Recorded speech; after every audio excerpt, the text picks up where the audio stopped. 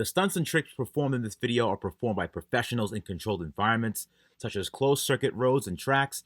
Do not attempt to duplicate, recreate, or perform the same or similar activities at home, as personal injury or property damage may result. The moment you all been waiting for is finally here. Well, let me rephrase that. If you're new here, then you haven't been waiting for this moment, but you were drawn in by the very enticing thumbnail. However, if you've been following the build, Starscream, my Tesla Cyberquad, is finally finished. I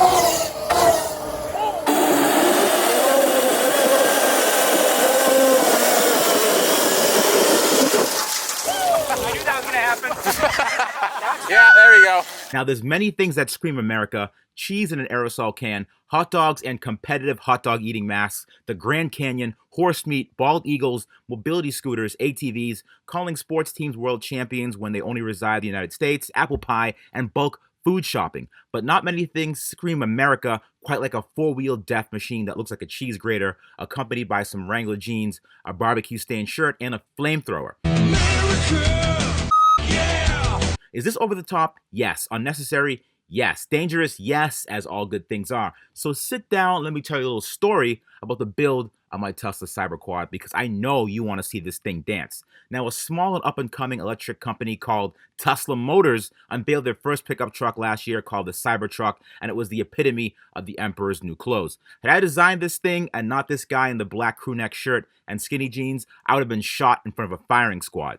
But according to Tesla, approximately half of the planet pre-ordered one. But during the unveil, they had this very cool looking ATV called the Cyberquad, and it unfortunately didn't get a lot of media attention because, well, most Tesla owners were busy doing other things. They never said anything more about the ATV besides, oh yeah, we have an ATV. So should we do the? We also made an ATV. So. But if you don't know much about Tesla, if they say something is coming in 2020, it might not come in 2020, to put it nicely. But if they never announce when it's coming, then, well, so I decided that I'm going to build one myself. And after a lot of technical research on the quad, I found out that it's based on a Yamaha Raptor 700. So I scoured Facebook Marketplace for a Raptor 700. And if you aren't familiar with Facebook Marketplace, it's the equivalent of Craigslist, only you can see what the people you're buying from's kids look like. So I met up in a back alley with a couple of guys that were really wondering why I was using a Tesla to pull a utility trailer, and purchased an '08 Yamaha Raptor 700 quad for $3,000. And of course, they wanted to check out the Tesla. Now, I'd never ridden a quad before, so this was fun. Oh wait, the shifter broke before I could even try it, so I had to fix that before any fun was had. Steven and I rode the daylights out of it and then began to tear it down and have some real fun pulling the engine out, which is so cleverly mounted to the swing arm shaft. I sold that engine for $600. So I was off to the races to find a new powertrain, so I hopped on IAAI.com, where I get all my cars from, including the i8, the Tesla, and RS7, to find an electric powertrain because, well, it's faster and quiet, so my neighbors won't call the police on me when I do late-night Wendy's runs on a four-wheeler. So I signed up for an account and I used the code SAVE50 for half off registration, and I purchased an electric motorcycle for $3,000. After that, I got started immediately tearing it down to electronics to put into the quad. Now, I ran into my first dilemma figuring out how to put the battery, motor, and controller in the existing frame without modifications. The battery pack on this bike is pretty large, and due to its size, it can easily give a full day of riding. That's why most other electric quads you see can only ride for a little while before it needs charging, because the battery is so small. The second issue is because there's a large battery, there's no place for the motor. But because I wanted the range that a big battery comes with and the powerful motor, I decided to put the motor on the swing arm. And yes, it sounds crazy. Yes, it's unsprung weight, but the motor makes as much power as many 900cc ATVs. Combine that with the adjustable shocks, and I don't think it's too much of an issue. But I'll let you guys complain in the comments section about how unsprung weight will affect something you've never ridden. So I had Lee weld a bracket for the rear motor for me. Now, after that, I ran into some more interesting developments. As you can see, after looking at 1,000 photos of the Cyberquad, I look at this picture right here and realize, wait a second, the motor I'm using looks just like the motor they're using. Not many motors look like this, so I'm going to go out on the limb and say that they're likely using a zero motor in their quad. The second big move is that my vision of the Cyberquad was I wanted to look like this electric stealth Raptor. We don't have to do that. Why not make it look like the actual Tesla Cyberquad instead of a Raptor with an electric motor stuck in it? And I'm like, well, this is the first time I'm designing something, and the last time I did it, it looked kind of like this. Steven said, let me be the Franz of the apparition and design the exterior out of origami. So he cut hundreds of pieces of paper, took measurements, and we went to town. Now we had the design set. Of course, disaster struck while I was assembling the quad. I accidentally killed the battery. So I had to get a new one. I bought one used off the internet for $1,000, and it fell off the pallet while being loaded, so that one was dead too. Then I finally found another bike off IAI.com, which ran me to the tune of $4,000 this time. The price went up because, well, there's some idiot telling people how to build these great motors and put them in cool things, therefore driving the price up. Now, after taking that bike apart and putting everything inside the quad, here's where we are now.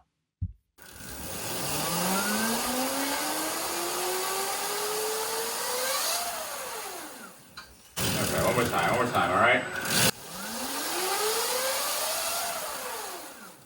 All right, just blowing all my work around here. Yeah. So yeah, I'm going to say that this works to the kill. So that didn't stick at all. Huh? That throttle has no... Well, I have to secure it and then do it again, but I don't think... I mean, look at that, I think... What's that? Chain? Chain. Yeah, well, that makes sense. You want to, Let me see, this recoil? Look at it go. Wow. Yep. Huh. Well, would you look at that? All right, well, I mean, it doesn't matter because this sprocket's coming out anyway, so... But yeah, the thumb throttle works. The system works. What did I learn from this? We should check before, fire. Well, no, I was going to replace that anyway, so I'm like, Yeah, but that could have... it's still... I mean, worst case, we'd be stuck in the woods for, a few days. All right, so what we learned from this? Well, I learned to remember to tighten the sprocket retaining bolt.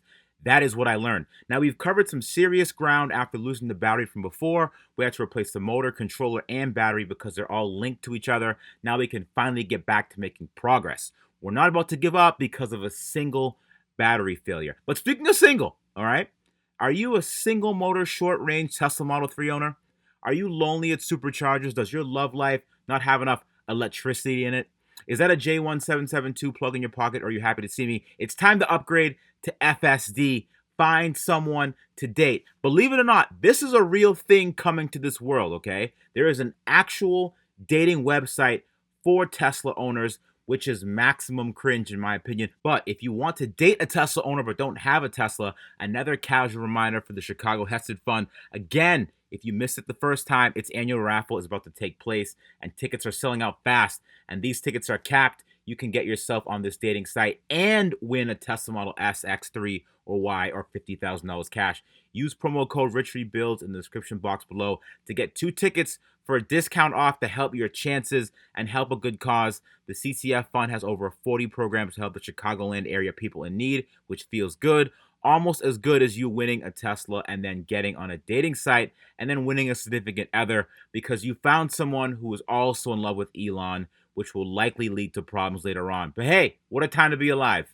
Let's hear a word from Steven on the design of the quad. Putting it all back together for the design elements, we've had our aluminum angle iron strategically placed throughout the existing Raptor frame, and that accommodates the new geometric elements that are the Cyberquad. Started out as origami, then went to cardboard for scale, and then to ABS for the structure. As you can see, once the scalene triangles and the scale were accurate, it was a matter of riveting them together and then bonding the pieces internally with MEK here. Which exposure to Enrich's wonderfully ventilated garage is dead certain to get you nervous system failure. Alright guys, we just have to finish the seat and button up the headrest here with our little janky on and off. But other than that, This is done, man. she's about ready to party.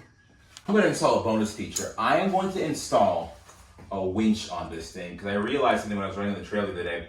This is 500 pounds, and honestly, if this thing is stuck and you're by yourself, there's no way in hell you could actually get this thing to go anywhere. So I actually found a really inexpensive and small ATV winch that actually fits perfectly under the point where the old engine was. So I removed the old motor mount, and after removing that, it gives me enough clearance to put in this winch. Look at the side right here. Look at the side where I'm putting it in.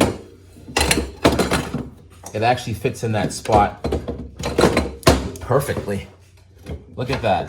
Bing. So that's there, and that's nice and centered. But what I have to do is, because there's no mounting points underneath, what I have to do is I have to weld a bracket, like a flat bracket right here, so I could screw the winch points to the bottom. Also this, I wanted to put this here at first, but you could actually see that from the front, and that doesn't look very good. So what I'm gonna do is I'm gonna bring this back a little bit further. No, it's not gonna be very ideal when it comes to having the hook here, but at least it won't kind of make that look goofy in the front. So I'm gonna put it in the back a little bit. Booger out of the nose of the Yeah, bumper. so exactly. So what's gonna happen, you're gonna see a hook dangling down here, but it'll be a lot better than having it in front. But this is more of a stealth installation, and when it's needed, it's definitely gonna be put to good use.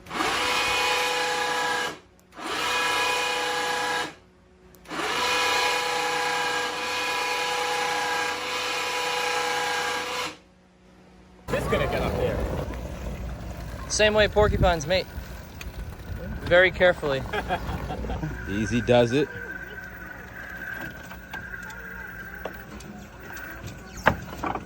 That's perfect.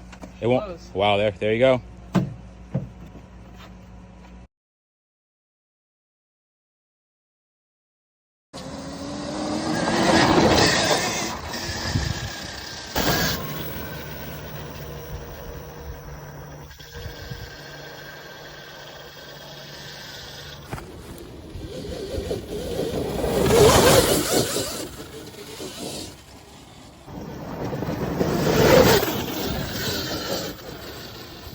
Look at little Ashton's flapping around. Oh yeah. Whoa! Hold on there, Chad. This thing is sweet. I told you, man. It fucking rolls out, right? Holy shit. I told you. Woo. Right?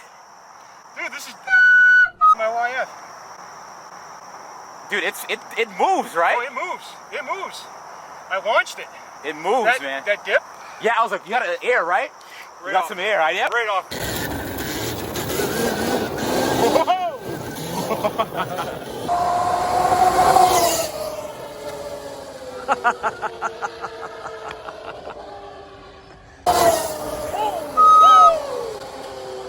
Now, I have a big issue with the quad, besides the fact that it sounds like an angry power drill. It's this gap right here. The metal panels are glued onto the bike, and this gap makes things look very unfinished, so I'm going to hit up my man AJ and get a new helmet for Starscream. What we did is we removed the old panels and had the dimensions laser scanned in his computer to have them reproduced. Then we had the laser cut us new thicker panels and had those panels welded onto the front of the quad with no seams so it would look much cleaner. And after we did all that, we sanded them down for a brushed aluminum look. Let's get to some more play. Again, don't try this at home, and I have to say that because we live in a society where we have to put labels on bleach reminding people not to drink it.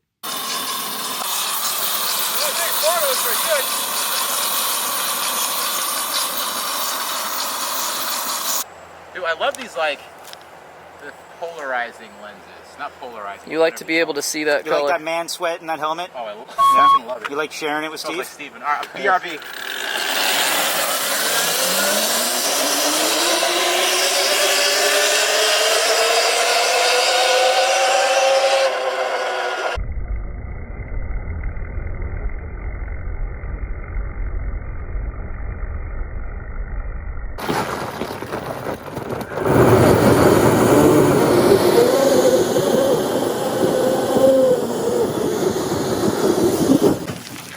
I knew that was gonna happen. Yeah, there you go. Dude, that thing is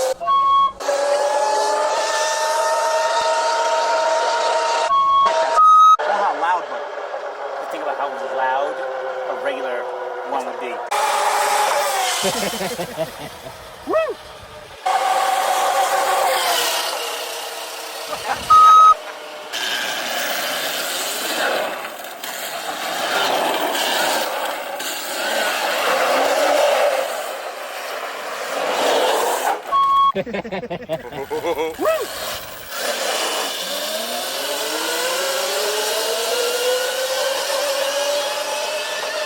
That thing moves out, Lee. I don't care who you are, what you say. That rolls out. It does. That rolls out, man.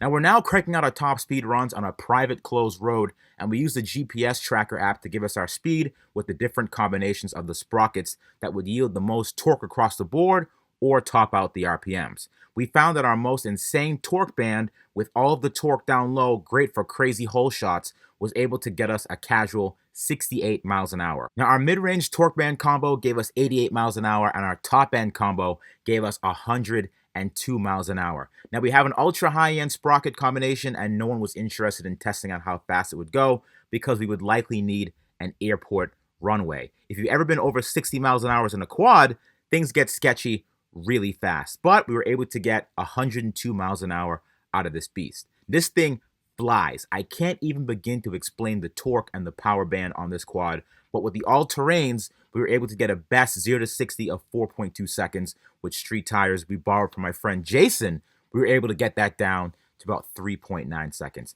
Now, I know you're probably like, hey, what is this wizardry? Well, the only magic here are the sprockets and the torque of the motor. Because it's an electric motor, your sprocket options are much wider than the sprocket options on a gas motor. The stock sprocket on a Raptor 700 is 13 teeth. We went down to 10.